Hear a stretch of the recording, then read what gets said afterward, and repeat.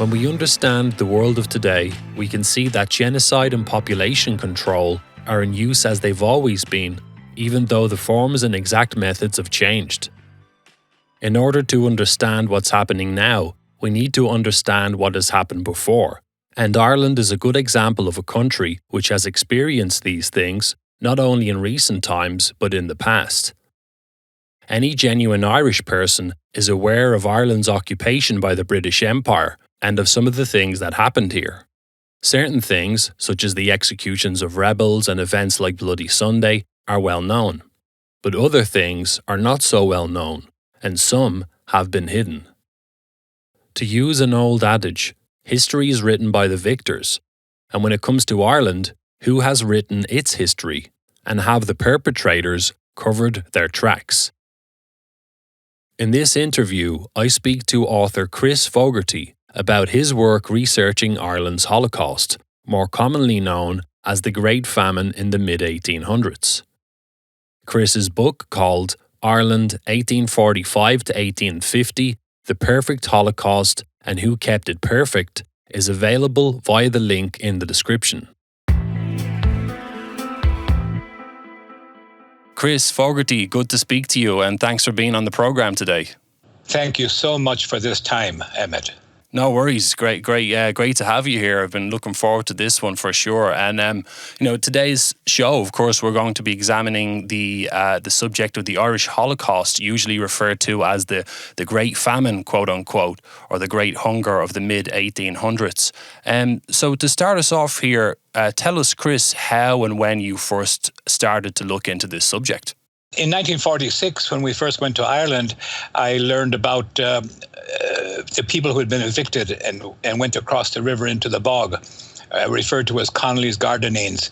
But I filed that away and didn't think about it. My mother used to speak about them with great empathy. Her voice would drop to a lower level when she would mention Connolly's Gardanines. One man who used to go by our house, my grandfather's house, in an iron-tired cart in a dappled grey, was said to have been left outside on a dung heap when they were evicting and pulling down his parents' house in the land wars of the 1880s. But that was a continuation of the evictions of the Irish Holocaust. So it was, however, much, much later. I had just finished a job in El Salvador, a hydroelectric project, and decided to do my paternal grandfather's biography. I had completed my mother's side. Mm-hmm. And he was a British soldier. He was a survivor of the Holocaust. I never called it the Holocaust at the time, by the way. I called it famine, like everybody else. But in 1857, when he was 18 years of age, he walked to Abbeyleash and Portlaoise and joined the British Army. While researching his life through his own records in his 40th of Foot regimental records, I found that his regiment, when he was a boy of 5, 6, 7, 8, 9, 10, 11 years of age, had removed the food from South County Galway. I was shocked because I had always known or was certain that it was a famine having something to do with the blight of the potato crop. Mm-hmm. So I researched further, and I found that more than half the British Army were in Ireland in those years, 1845 through 1850. Wow. More than half. That is 67 regiments of the entire British Army of, at the time, 130 regiments. So very slightly over one half of the total army were in Ireland in those years, and their sole function was removing Ireland's abundant food crops to the ports for export. Wow, it must have been a hell of a shock to find that out first time. It was. In fact, it's a strange thing when some of your fundamental beliefs get completely demolished. A rejiggering of, I suppose, tens of millions of synapses in the brain have to be rejiggered. Mm-hmm. And it causes a sort of a headache. And that went on for quite a few months. And in fact, since then, after the rejiggering ended of this whole pyramid of cause and effect relationships that we believe in, it's been sort of, I must say, it has sort of blighted my life a little bit like the Palestinian situation today. It is not entirely the murder of approximately 5.2 million Irish people that causes my wife and me to grieve. It is the slander that followed that genocide, that murder. And we were taught that the idea that they relied upon one crop or grew only one crop, a crop that had a tendency to fail, suggests that they fell into a trap, a lethal trap of their own making. That is shocking. That is shocking. Yeah, it's straight away your instinct tells you something about this kind of stinks, you know, very agricultural sort of country, and all of a sudden one crop causes all that. And, you know, you of course, you just touched on it there. There's like an official narrative about what happened, which probably clashed with, you know, your newly discovered knowledge of what really happened. So what does the official narrative say about that famine period, you know, just to put that on the table? Yes, that the potato crop failed, on which the Irish people relied and grew far too much of. And when that crop failed, they starved, and the British government didn't do enough to help the needy Irish. And the Irish are referred to as rather permanently needy. The people of Ireland are permanently needy, according to the official narrative. Mm-hmm. And you brought up as well on the website as well about the potato blight itself, Phytophthora infestans. Yes, it was definitely a real thing. It was present, but that didn't cause famine as such. Yes, as I mentioned to people at the time, it'll be rather like in Chicago if pizza pie were to disappear. We all wouldn't die of starvation. Yeah. That was just one crop. And what's more, one of the proofs, my book is comprehensive. It is definitive. There's no possible. It demolishes all previous books ever written on that subject, especially Christine Keneally's and all of the recent ones. In particular, the more recent books that have been written since the children of the Holocaust survivors have passed away, the lies have become more blatant. And that's what we are faced with. In academia, in Irish academia, there is no place for a truth teller about the starvation of Ireland. The official Ireland does not want to know about the food removal and the British Army. In fact, they don't want to know about the British Army's role in those years at all. That's absolutely must be covered up. Mm-hmm. Yeah, no surprise there. We can definitely get into that as well. And you know, it's shocking stuff, really, something of this magnitude. And I mean, to look at the numbers here as well, you know, we're talking about a time period of roughly like 1844 to 1855, wouldn't it be? And like, what was the estimated population, you know, before this period? Well, there would have been a population of approximately 13 million people in Ireland in 1850, absent the crime. But all of academia, all of the writers, depend upon Sir William Wilde's census work. And Queen Victoria awarded him knighted him for his work. She knighted him, I think it was in 1866. He was a key figure in the 1841 census. He was the commissioner of the 1851 census, and I think also the 1861. But she knighted him for his great work on the census. So his census work, in which it was quintuple the size of the 1841 census, because he went to unbelievable lengths to conceal events.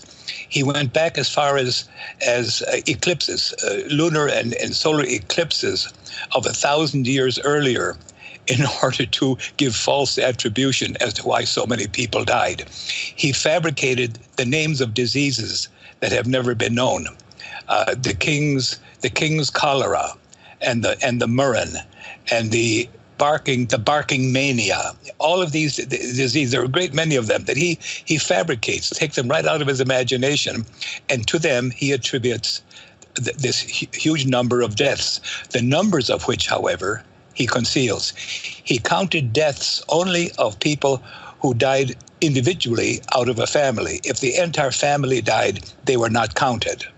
And so that goes out. So all of the people today who officially write about the so-called famine, they all rely upon William Wilde's work. By the way, he was the father of Oscar Wilde and the wife of that brilliant woman, Speranza Wilde, his wife.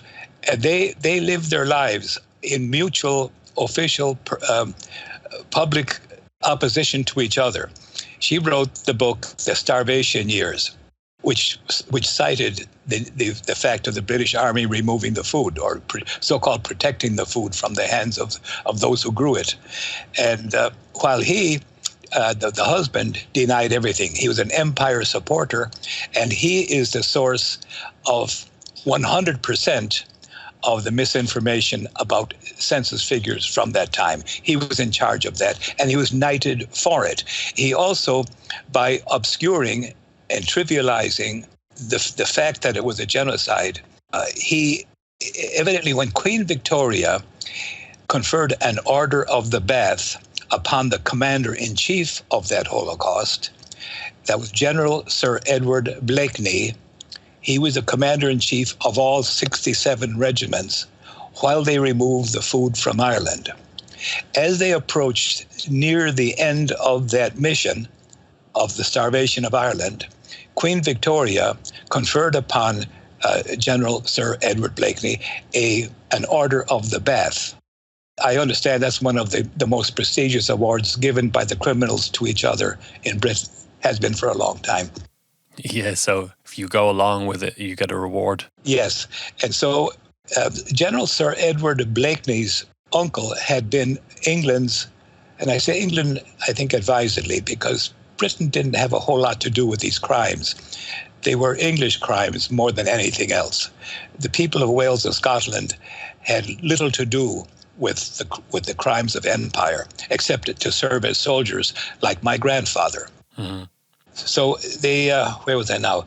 So, by the way, the brother who taught us all in school in Castlereagh, County Roscommon, was later asked in retirement, brother, what you now call it genocide, seeing that you do, why did you teach us all famine in school? And that wonderful man, otherwise a beautifully conscientious, very hardworking teacher, replied, I must say very unacceptably, he said, regarding his teaching of the falsehood of famine, I had no choice. I had to teach the curriculum as provided to me by the government. Wow. So there was a man dedicated to good, and I must say he did his very best to make us better people.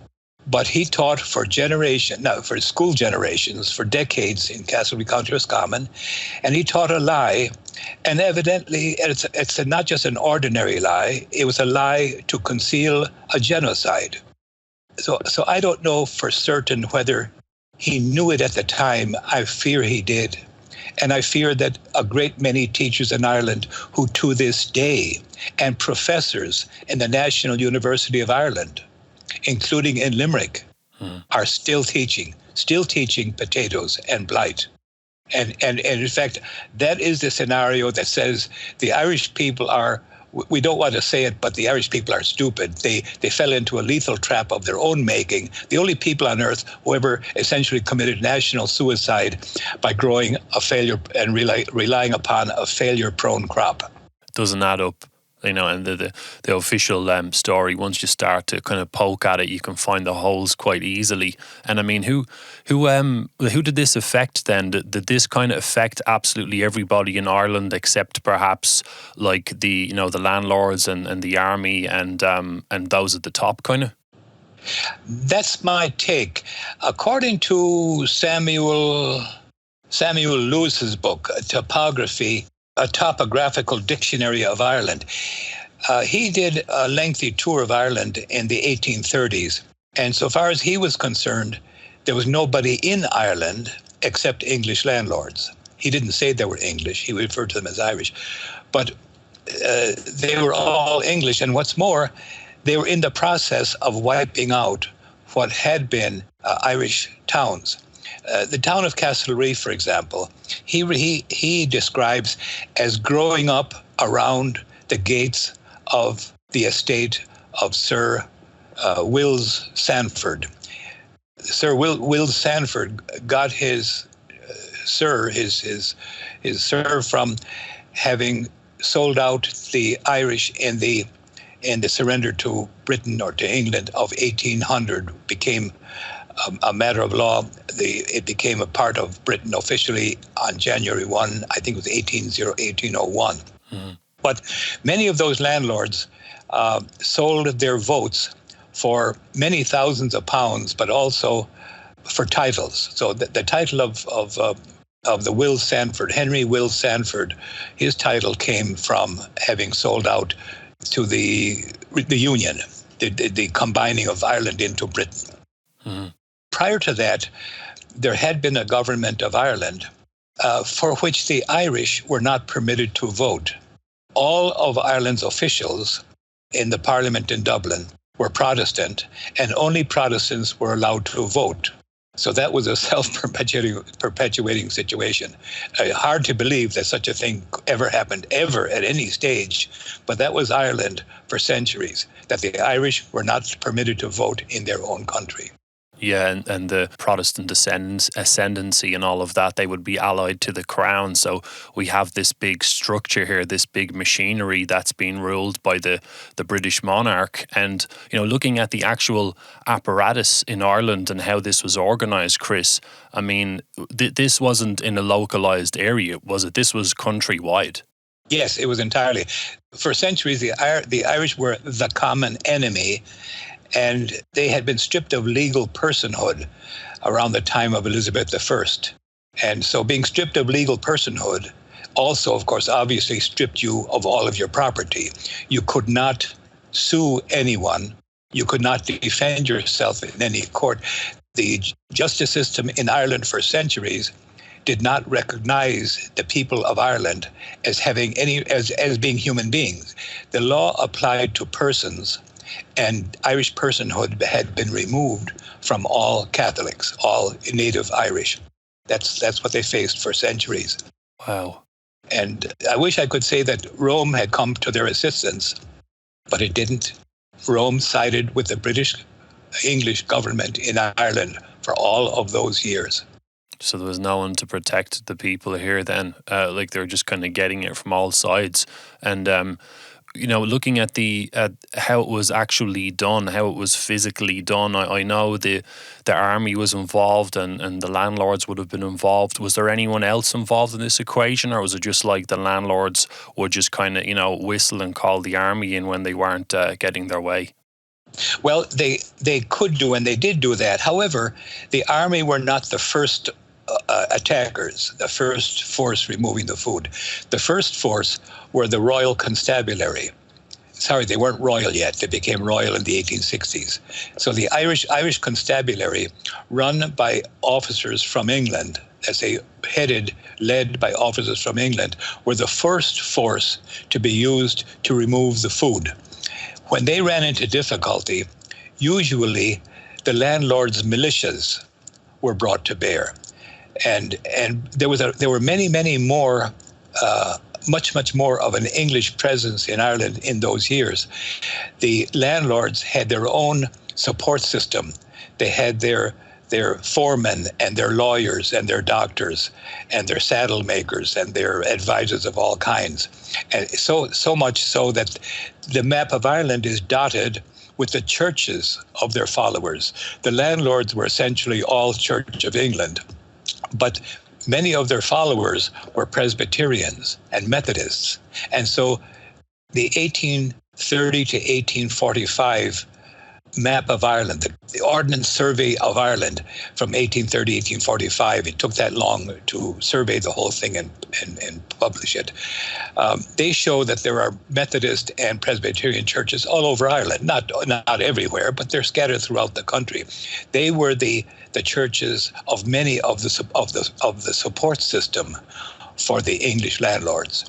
It's important to mention here that the English landlords all left. They were bought out by the British government between 1900 and 1910 and continuing until 1920. But they were bought out compulsorily, but at prices that were far above the market. And they all returned to England. In fact, the evictor of my great-grandparents in 1836 has another estate in England, in Cheshire, on which he still lives, thousands of acres. Wow. He owned Castle Durrow, which became the town of Durrow, County Laois. And he evicted my great-grandparents from their townland farm of Ballykeely, Durrow, County Laois, in 1836.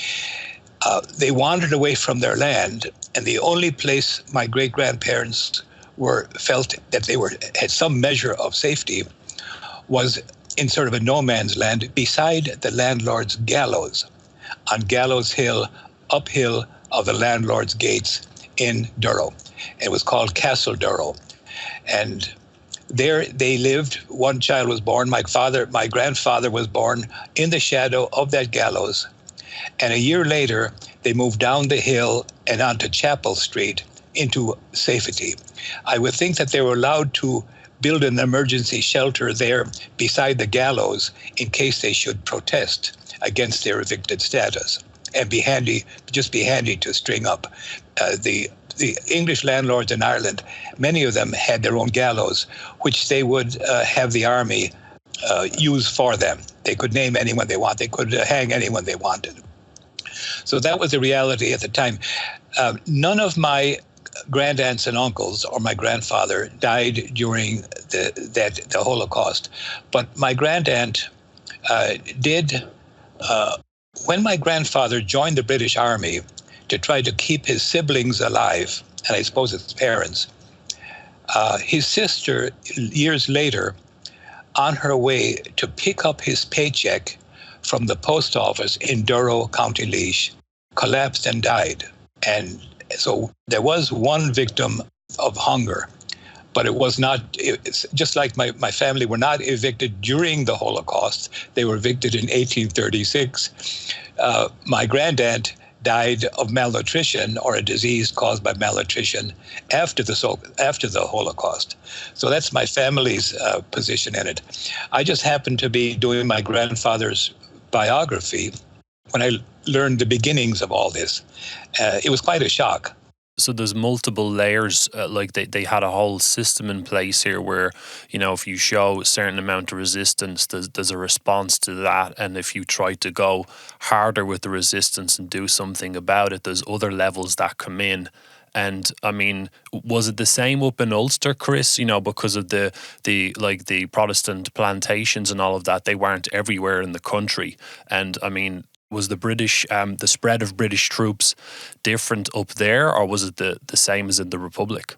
No, you'll see on my map in my book, and any map I've ever made, according to the War Office records, they're the ones I use, the WO records in what was then the Public Record Office. Now it's the National Archives. It's called, the same place is called the National Archives now.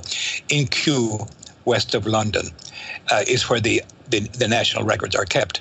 And that's where, if anyone doubts what I've put into my book, they can get the same material themselves by going to the WO records, War Office records, in Kew in London.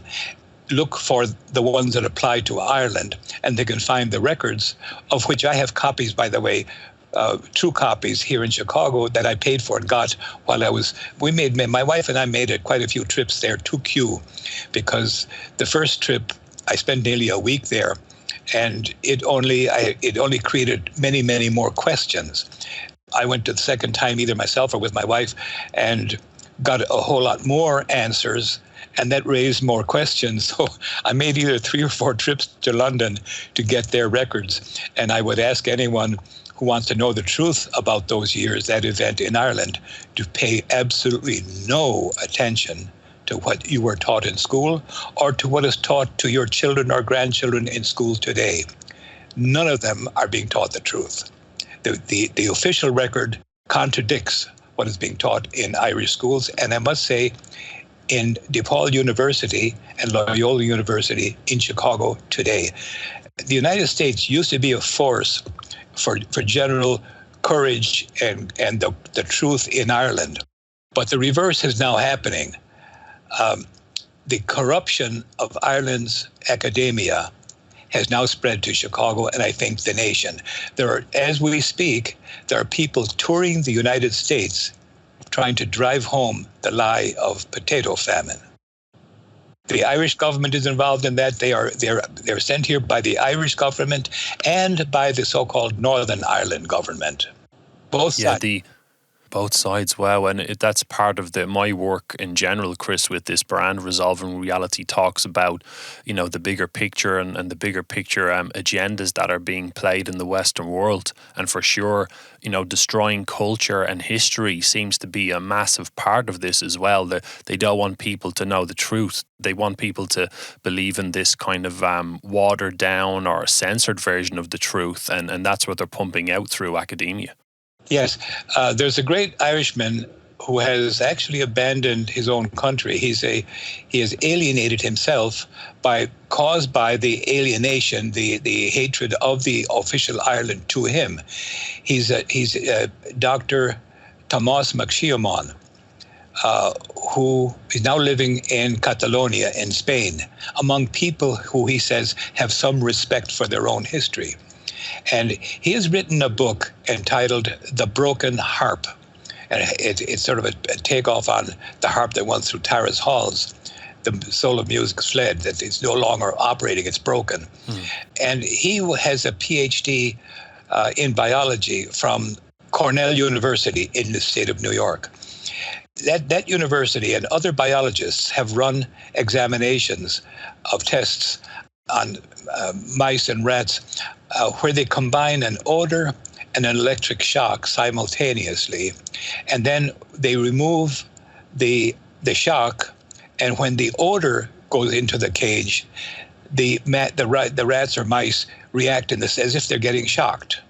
So he goes on further to point out the next generation of those test animals, the next generation of them, even though they've never been shocked with electricity, that they react the same way to the odor.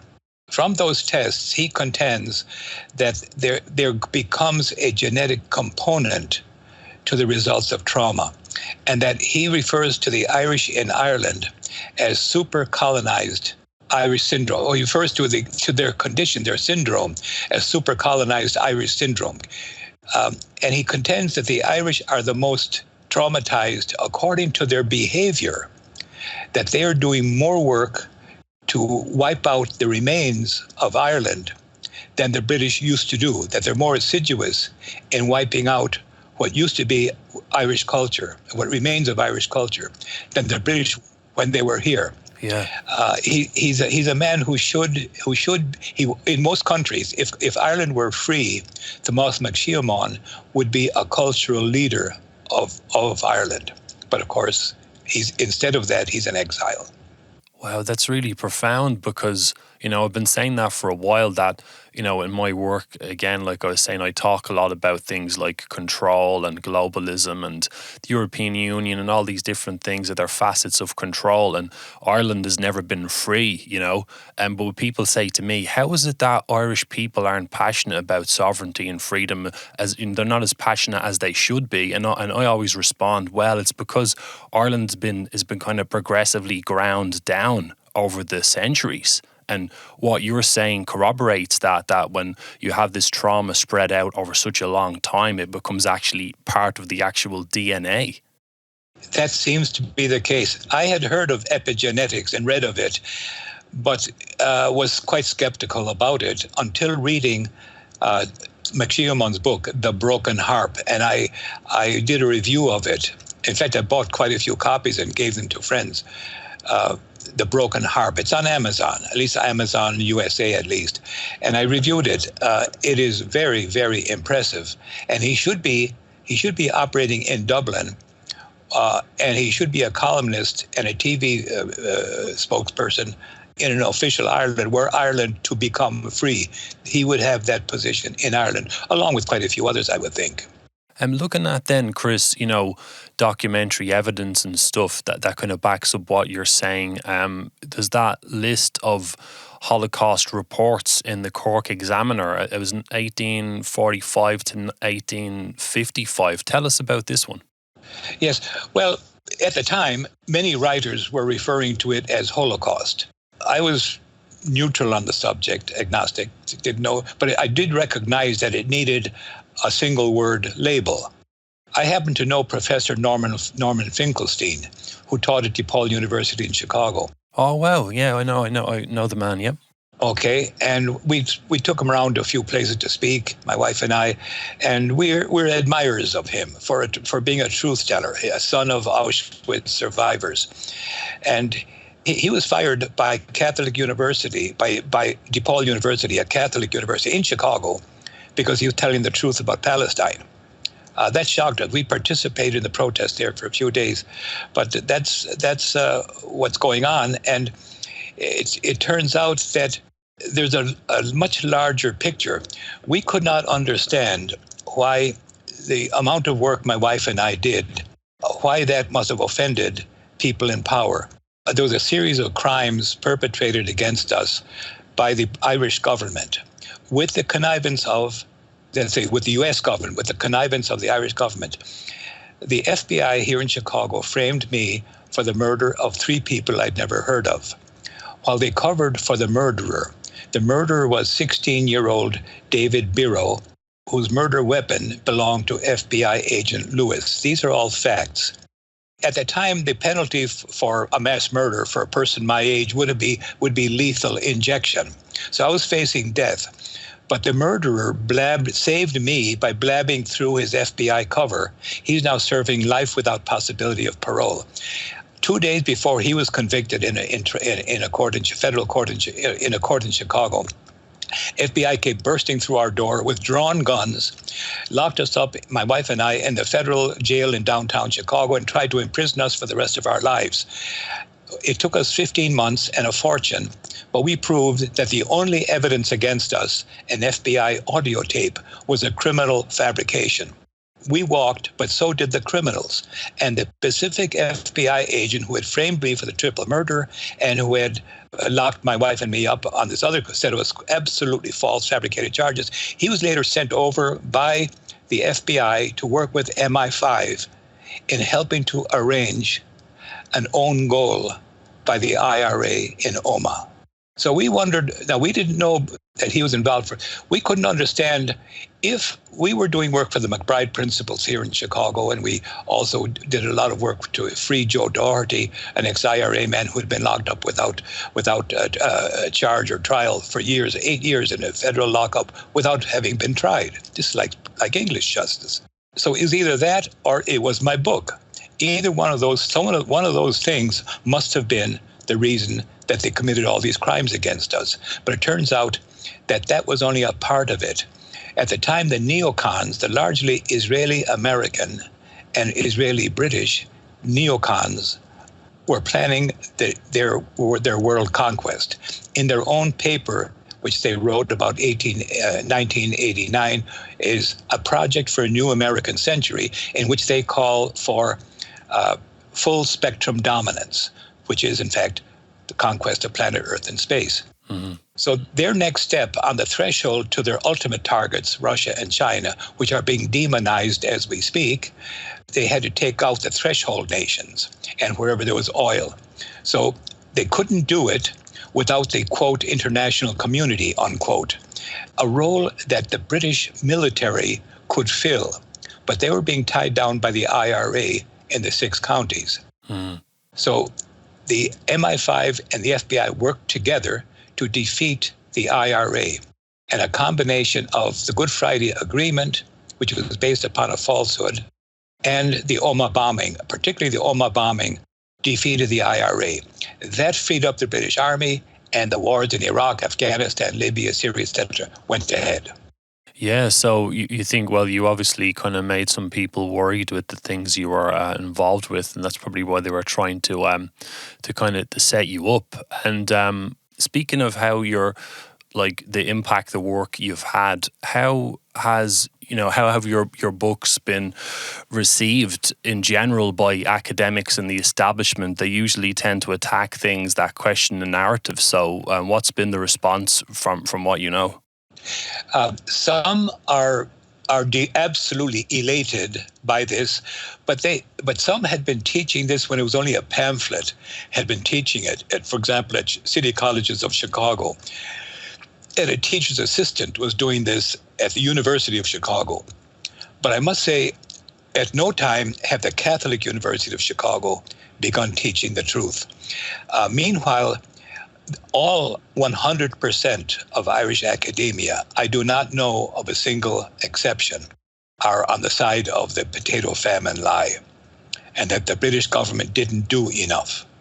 Now, to say that the British government didn't do enough is a lot like saying Hitler failed to deliver enough gas masks into Auschwitz if Zyklon B were in fact a poison. So, but to blame the British for not doing enough when they had 67 regiments in Ireland removing Ireland's food suggests that maybe they should have had 77 regiments in Ireland removing Ireland's food. So the lie is so obviously bad, but they control the media. They have the media with them. Yeah, that's that thing that they didn't do enough is just silly. It's like that's coming from the perspective of someone who is completely blind to what actually happened, which is what they were very efficient, and their plan was to do what they did, and they got away with it. And as well, the Holocaust memorials as well. Tell us about these and where are they? My wife and I have only 6 up in Ireland. And we are shocked that the antipathy of the government and church, Catholic Church, is so in opposition to the people. At the first one we put up we ordered in 1999. It was installed in June or July of 2000. A number of groups showed up that day because it was mentioned in the paper as going to happen. So at the consecration, inauguration of this memorial on the side of the road in Ballyglass, Ballymoe, County Galway, inside, in the field inside was where the village of Lissabinia once stood. It spread over a number of fields there. People showed up from different parts, 4 different groups, to see if my wife and I would just help them do the same thing for mass graves beside their houses where they came from.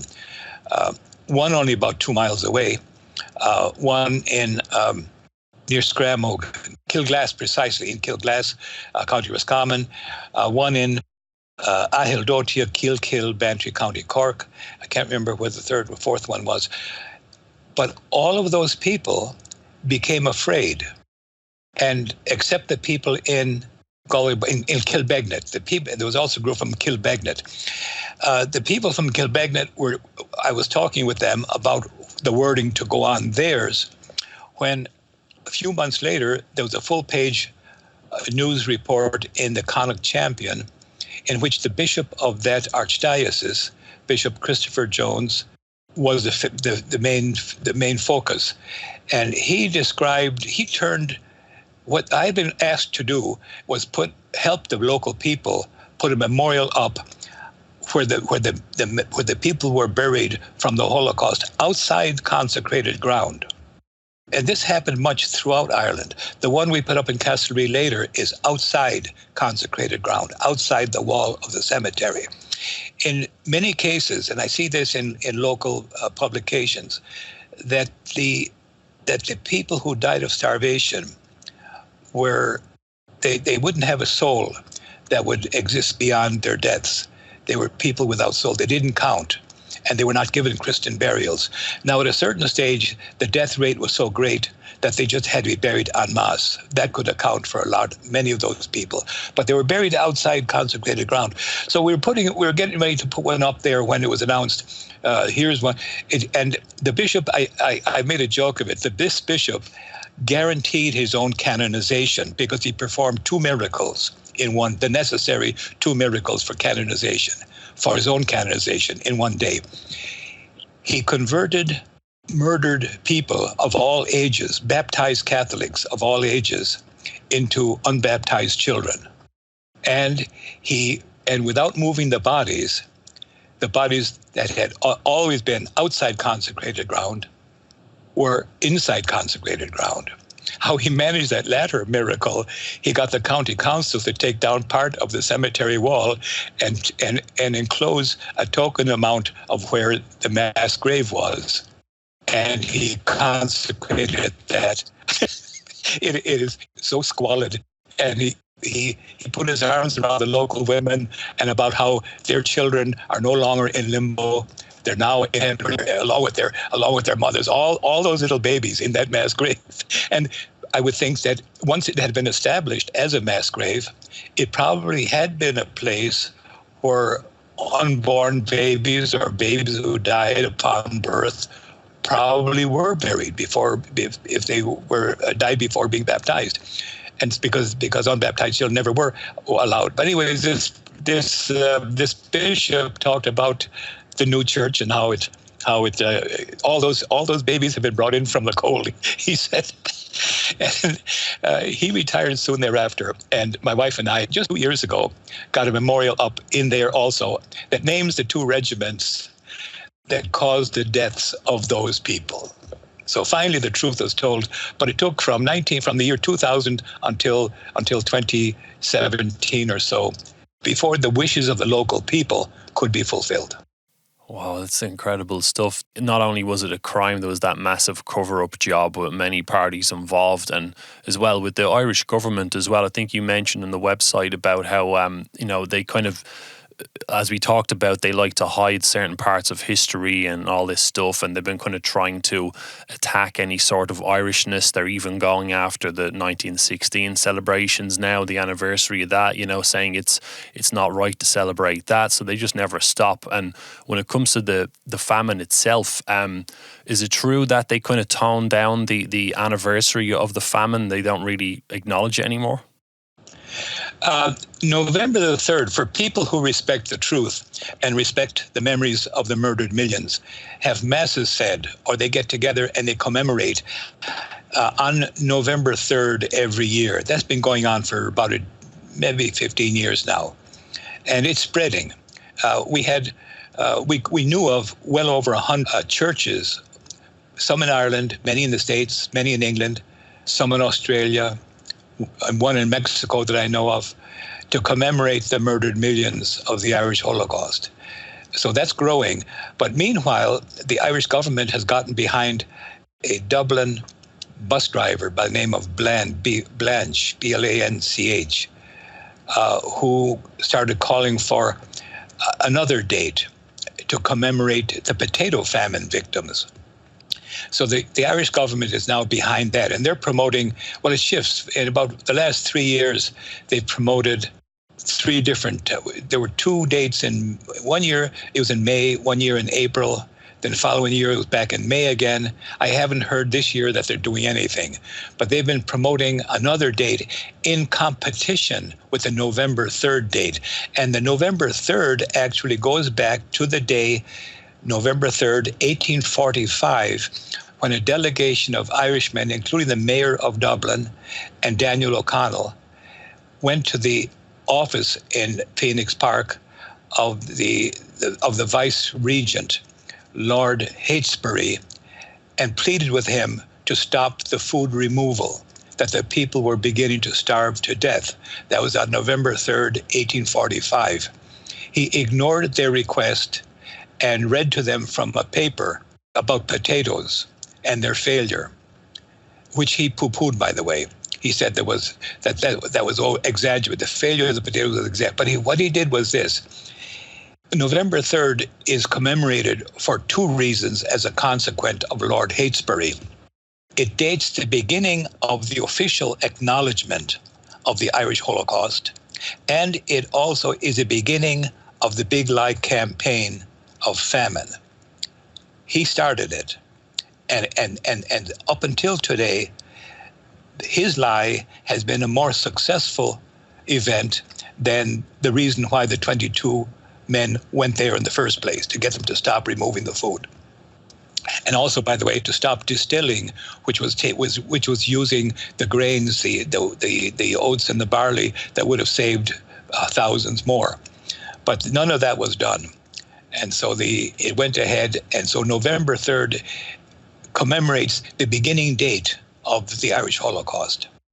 Looking at the impact that it had, obviously it kind of did things like it helped the British to feed maybe their own people and to fund the British Empire war machine, of course, marching around the planet doing its thing kind of thing. But looking at the effects that it had on Ireland, it obviously we talked about the traumatic effects going forward in the generations, but it also would have triggered off things like it would have reduced the population as sort of a cull, I suppose, and allowed them to stay in control of the country more, but also it kind of forced people to disperse, didn't it? It kind of created the Irish diaspora. It did indeed, and only the lucky ones got away. In fact, it would be a very small number total who got away successfully. They would have to have some cash to be able to pay their fare.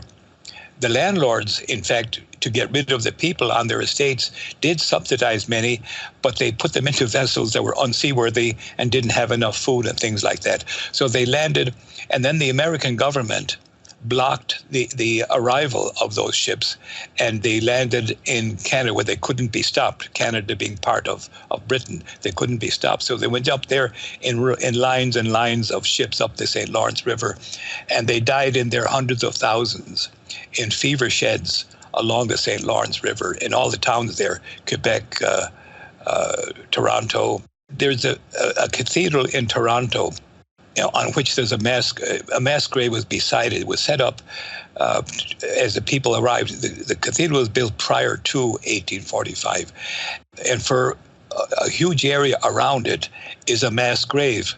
And I must say, it's very, very sad that it was a it was a place of tents. The people were treated in tents, and they were buried in trenches beside the tents.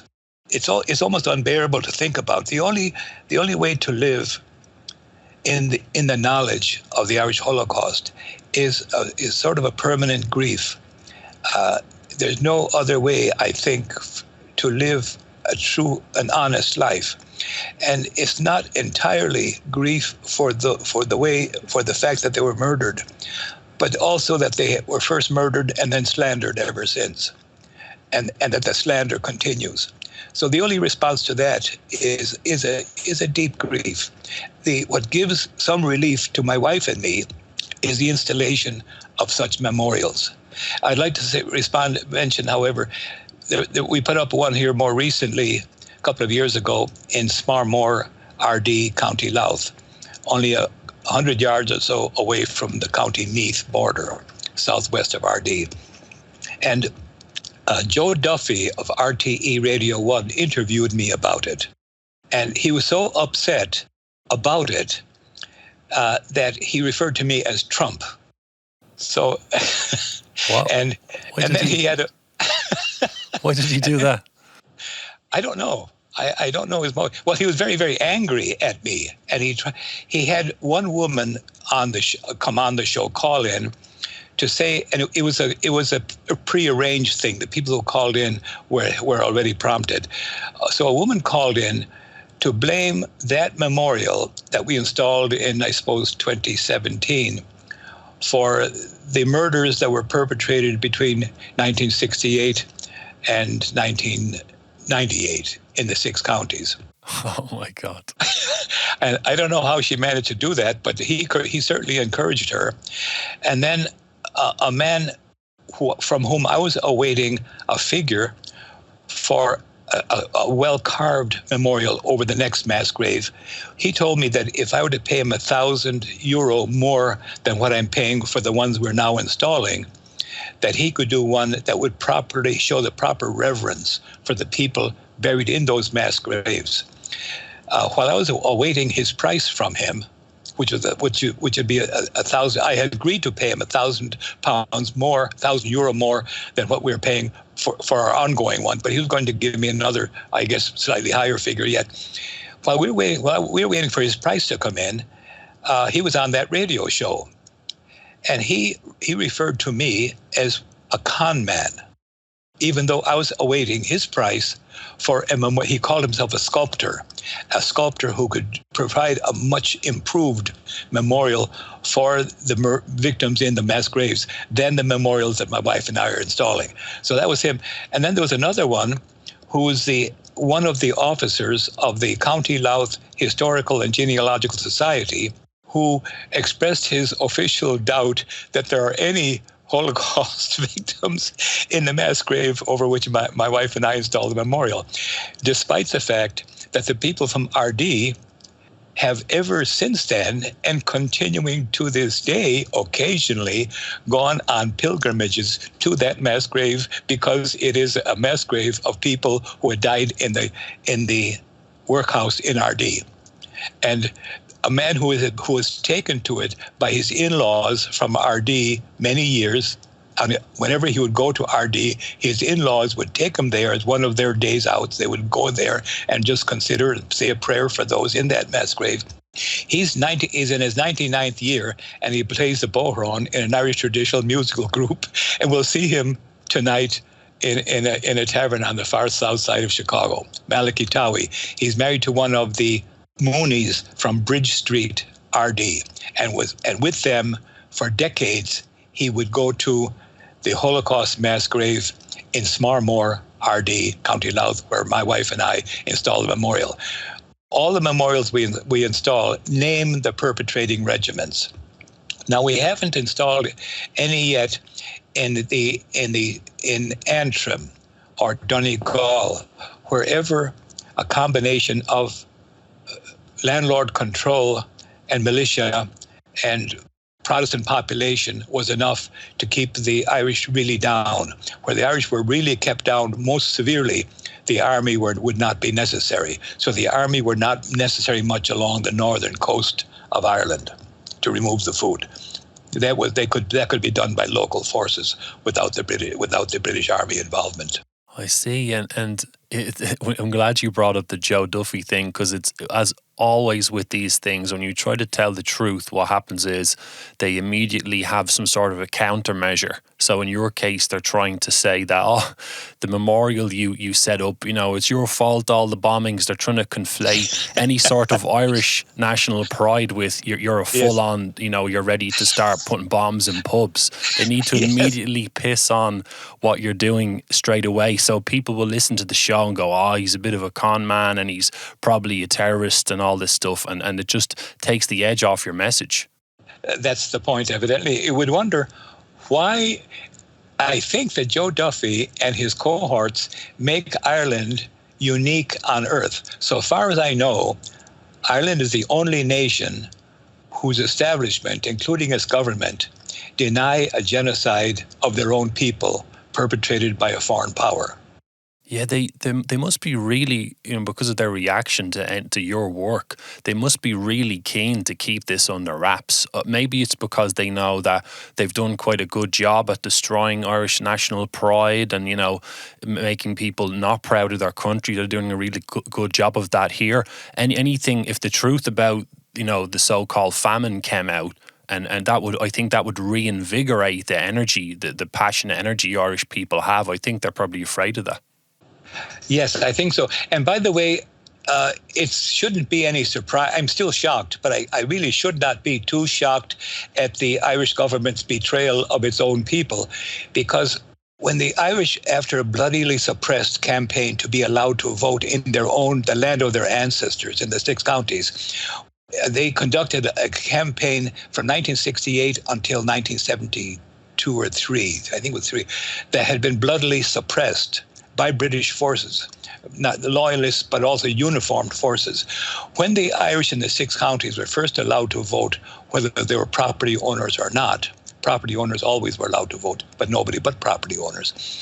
The British government responded by trying to get all employers to not hire Catholics, therefore Irish, in order to starve them out and therefore off the voter registration rolls of the 6 counties. When we learned this in the States, we backed the McBride principles for fair employment in Northern Ireland. They were modeled on the Sullivan principles for South Africa, which helped to take down the oppression that was going on there for so many centuries. So once we learned that, we thought we will at least force the American companies there to not participate in that.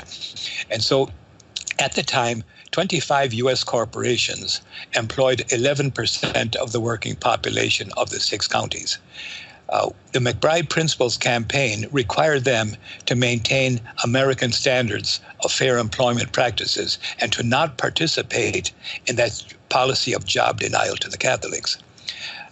But across the United States, my wife and I led the Illinois campaign, and we were shocked. In fact, the true leader of it was State Representative John McNamara.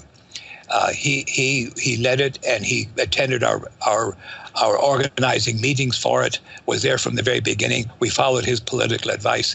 He referred to this as betrayal from the most unexpected quarter of all. And what he was referring to was that along with the British Consul General in the Illinois legislature in Springfield, Illinois, would be standing the Irish Consul General. There would be many hundreds, maybe more than 1,000 Irish Americans in Springfield for that day to try to bring this thing through to enactment. But the Irish government's spokesperson was there alongside the British one in opposition to employment for the Catholics in Northern Ireland. So and then we saw the same thing when we asked, should we do anything about the Birmingham 6, Guildford 4? Irish consul, no, terrorism, no. So the Birmingham 6 remained in prison largely because of the Irish government for 16 years for a crime they had nothing whatever to do with. So that's the Irish government, so-called Irish government. So I have developed a fondness for the Irish Republican Brotherhood. They're a group of people in Ireland led by Billy Maguire, Christine Delaney, John Robinson, who are drawing attention that there was a government of Ireland that was founded after the 1918 elections. It was founded on the 21st of January, 1919. As soon as the count was completed, the winners of the election became the government of Ireland. The British government responded by calling the Dáil Éireann an illegal assembly. Many of them were in prison already, and others were locked up during that time. But the British government, with the help of traders in Ireland, put down that government and installed another government. Recently I've learned to call it the Royal Dáil, because they had been on the British side against Ireland all of my aware life, the years in which I became more aware. The Irish government have been on the British side on all Irish-British issues. They're more assiduous in locking up Irish patriots even than the British are today. Wow. There are more Irish Republicans in Portlaoise than there are today in Magabury. These are shocking facts. So Ireland is not free. The current government of Ireland, I'm very sorry to say this, but the current government of Ireland is the successor to the one that was imposed on Ireland, along with some Irish traders, on December the 6th, 1921. I'll repeat that, the current government of Ireland is a successor to the one imposed on Ireland and established on December the 6th, 1921, after they had suppressed the one that the Irish people had created for themselves. Wow, was that just after the Anglo-Irish Treaty? Yes, and so it was a combination of press and the church played. And I'm a devout Catholic. I was raised Catholic. I respect it, but the institution sided with Britain then. It sides with Britain today. It sided with Britain during the Holocaust. It sided with Britain ever since the arrival of Britain into Ireland. Wow, this is, I've been saying this for years as well, Chris. I mean, even officially, this isn't hidden knowledge that we had a British monarch till, I think, 1949 or whatever. The Anglo-Irish Treaty became a free dominion of the Commonwealth.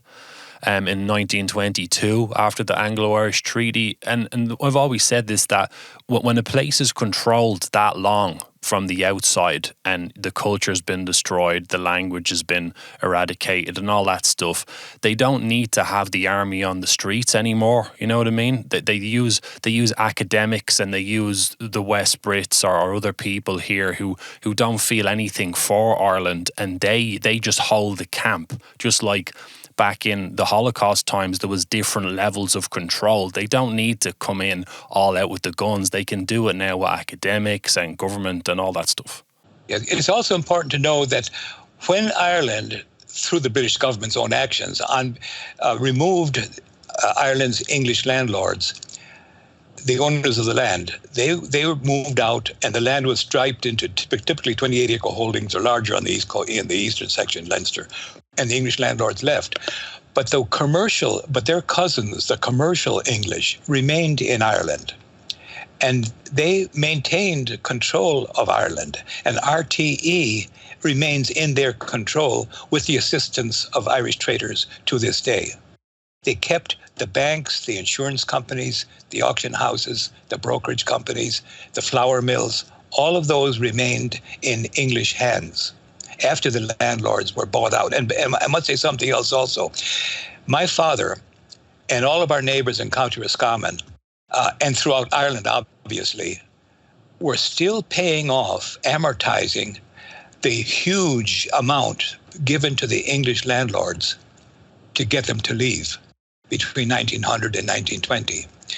Twice a year, every farmer in Ireland paid rates. Rates were to maintain the schools and the roads and everything else, but they also paid an annual rent.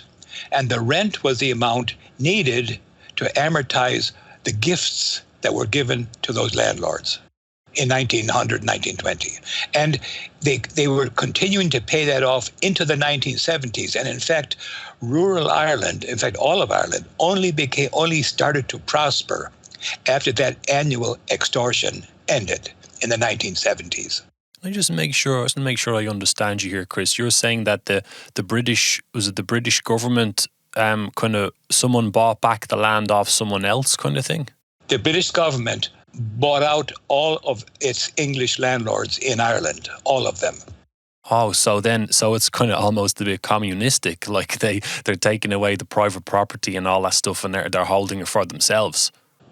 No, they didn't hold it themselves. They striped it into typically 28-acre farms, built ditches, built houses. My mother's aunt's husband built the house we lived in outside Castlereagh in County Roscommon. Contracts were given to Irish builders, and they built houses. And so these became, in our area, it was the Congested Districts Board that did this under the British system.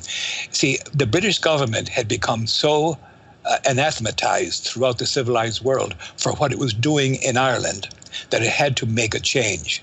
So it got its English, and the English landlords were starting to get shot by the Irish people. The Irish, by the way, none of this could have happened had the Irish been allowed to keep arms. But they were all disarmed, of course, way back, and they were never allowed to have arms, and they were kept too poor to ever acquire anything.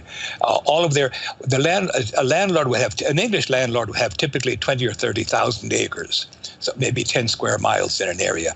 He had the consumption of all the wealth produced by everyone on his land, except starvation, except the rent for 2 or 3 acres or 5 acres that the people doing the work on his 10,000 acres, 20,000 acre estate were allowed to use as payment for their year's work. They typically work 260 days a year on the landlord's land.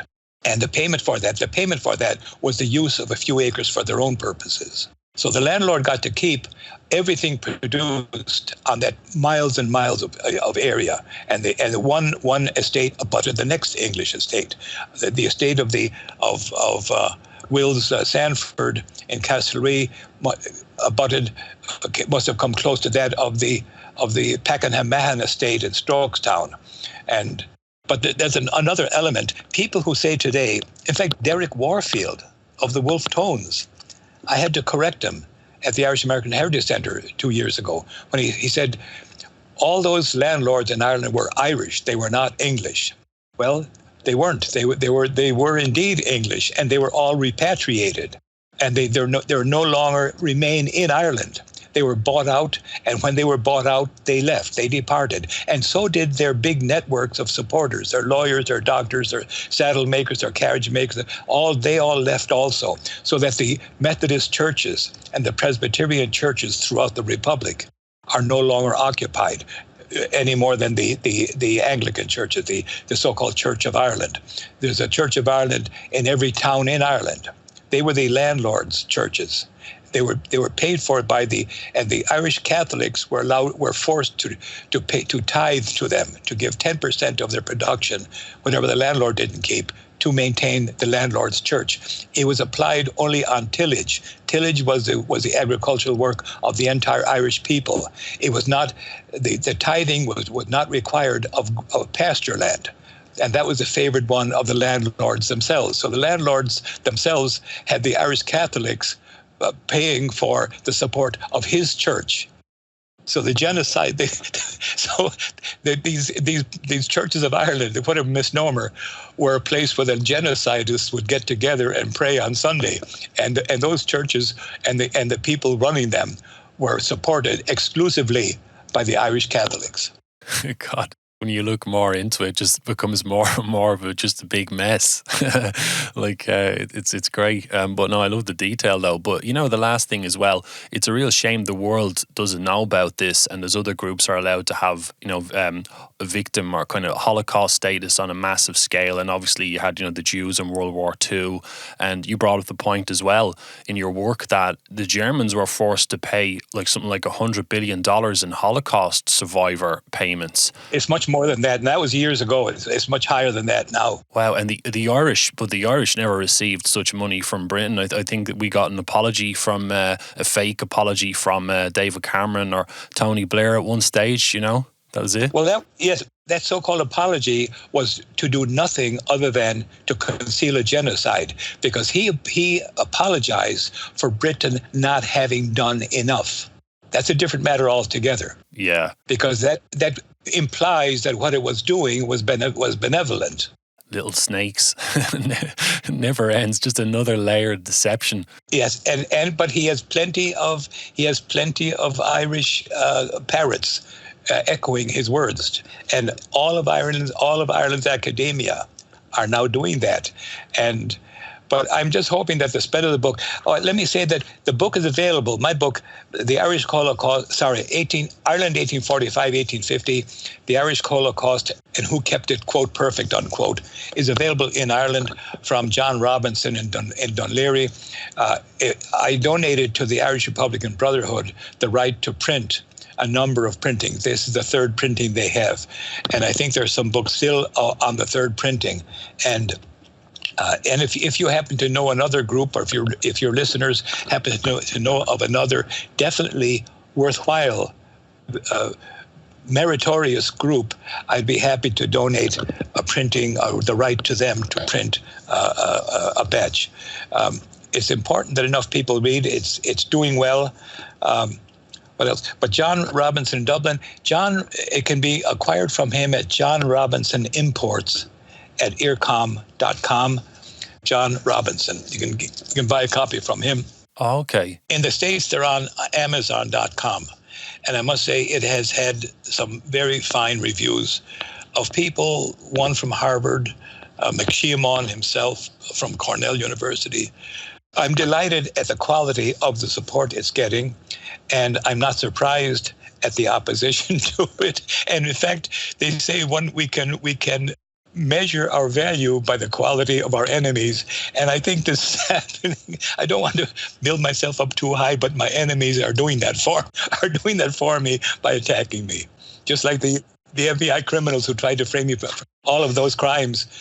It's an honor in a way if it weren't so damned expensive and dangerous. Yeah, I know what you mean. It's an indirect compliment. The minute you do anything that's worth value, they just flock like flies around shite, excuse the comparison. They just appear out of nowhere. The minute, in Ireland, you're allowed to be a lot of things or a victim of a lot of things and oppressed in lots of ways, but not for being Irish. That's not allowed. That's shocking. When the Irish opened their doors to foreigners I thought, that's nice. That sort of celebrates their own oppressed and dispersed status at one stage. But a nation often fails from a surfeit of its main virtue. And I think that it has gone way beyond what is reasonable in terms of allowing foreigners to enter and remain.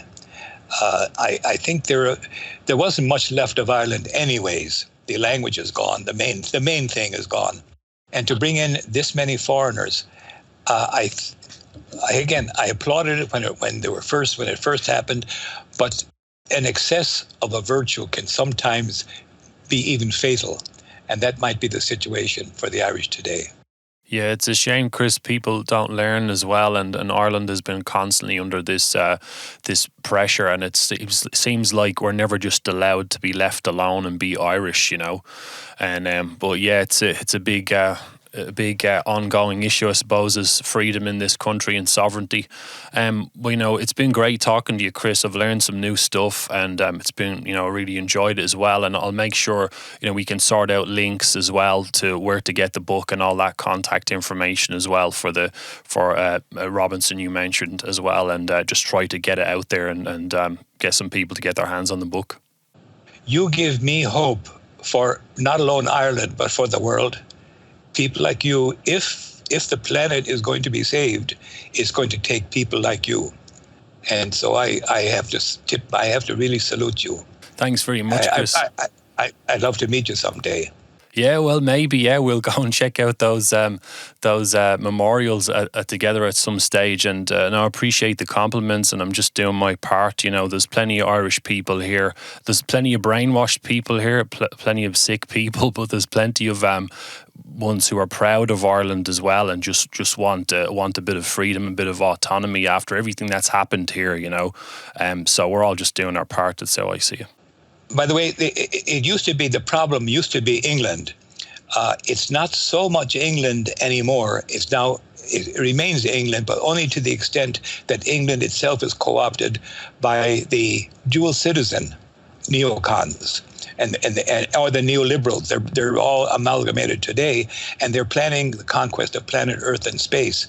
Ireland, the Irish government is completely taken, not alone by the British, but also by the international neocons, these dual citizen people, and I hope that what you're doing will have its effect, and that the Irish Republican Brotherhood and others will educate the Irish people about their true origins, so they can cast off this control by foreigners and become themselves. That's a good point to finish off on, Chris. You know, definitely. And, you know, we just have to do our best and try to hang on to what we have and try to reawaken the Irish identity and all that. But anyway, Chris Fogarty, thanks very much for your time today. Thank you so much. I really appreciate it.